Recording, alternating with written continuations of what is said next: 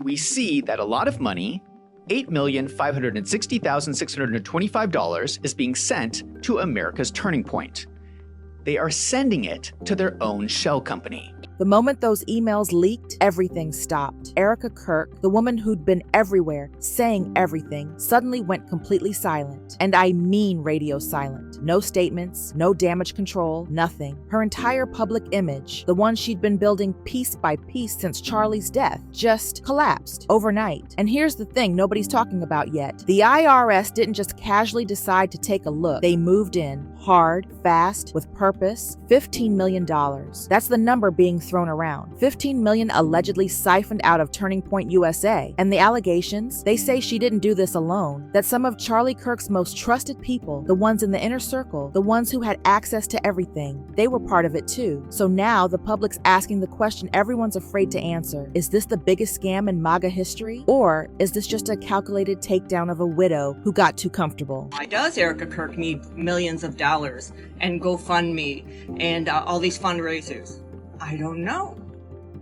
I mean, Charlie Kirk left her Turning Point. She's the CEO. He had life insurance. Now here's where things get complicated. Just when the chaos surrounding Charlie's death seemed to settle, just when people thought maybe TPUSA could move forward quietly, this erupts. And this time, there's no sympathy card to play, no grief to hide behind. The IRS doesn't show up because they feel like it. They show up because someone triggered them. And insiders, people who've been inside those walls, they're saying the source is close, dangerously close, maybe even closer to Erika than anyone wants to admit. It started with one email, just one, then another, then more. And suddenly, whispers are spreading like wildfire through TPUSA's staff. People are talking in corners. Meetings are happening behind closed doors. And these emails, they're not vague. They're pointing directly at irregular spending, money that doesn't match up, transactions that make no sense, funds that just vanished. And the tension inside that organization right now, it's suffocating. But here's what's strange. While everyone else is scrambling, trying to figure out what's about to blow up in their faces, Erika looks calm, completely unbothered. She's still doing public appearances, still posting, still playing the role. And that's making people wonder, did she see this coming? Because while she's out there acting like nothing's wrong, staff members are tearing through documents, trying to figure out which specific emails could bring the entire organization crashing down. And the investigation? It's not random. This was targeted. Ever since Charlie died, people close to him have been acting weird. There's this sense, this vibe that a lot of them expected something to surface eventually.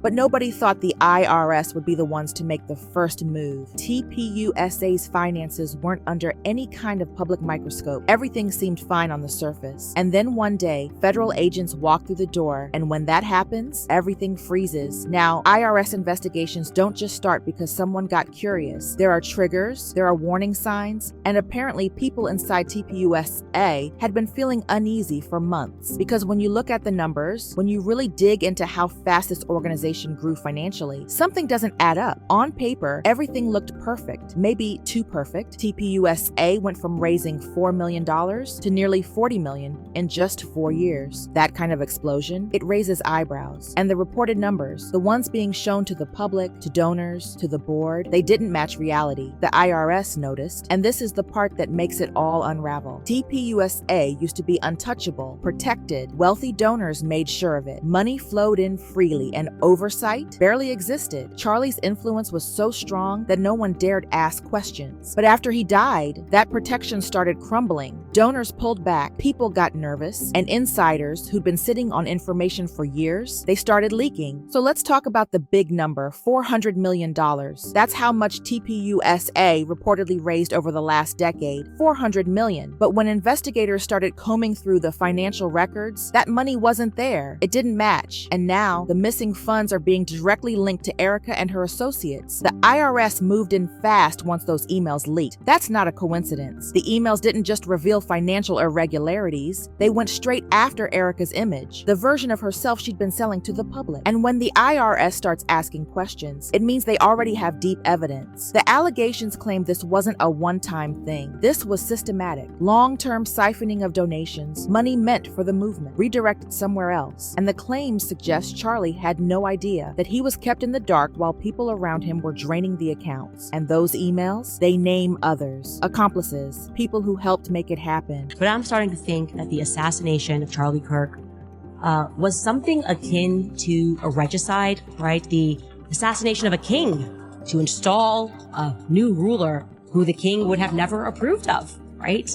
Maybe people around him counseling the king, people who perhaps betrayed him, because there are just too many things that I am finding out that are not adding up to me. Now, those emails aren't public yet, but the IRS showing up, that's very public. Agents arrived with documents with specific questions. They're asking about fake expenses, padded overhead costs, strange transactions that don't have explanations, and funds that simply disappeared without a trace. This isn't a fishing expedition. They know what they're looking for. After Charlie died, Erika allegedly tried to position herself as the grieving widow, taking control to honor his legacy. The strategy seemed to be stay visible, stay sympathetic, and outweight the paper trail. But here's the reality. $15 million doesn't just vanish quietly, especially not from a nonprofit this visible, this politically charged, this closely watched. People always notice eventually, and it gets worse. The FBI is now quietly involved. Jack Smith's elector case against then Citizen Trump and now President Trump.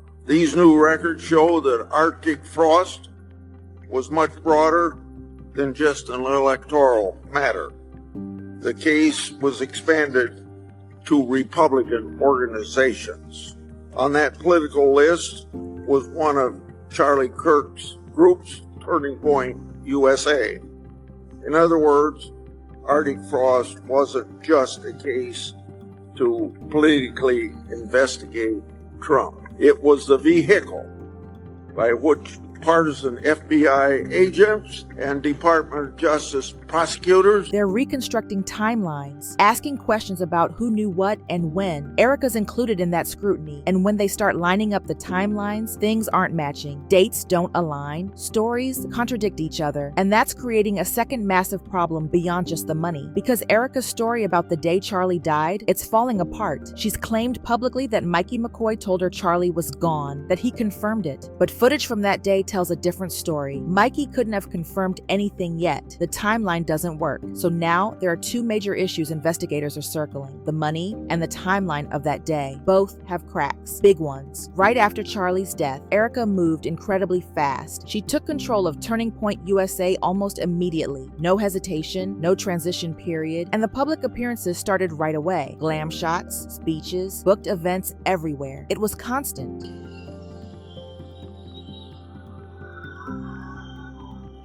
On the cross, our Savior said,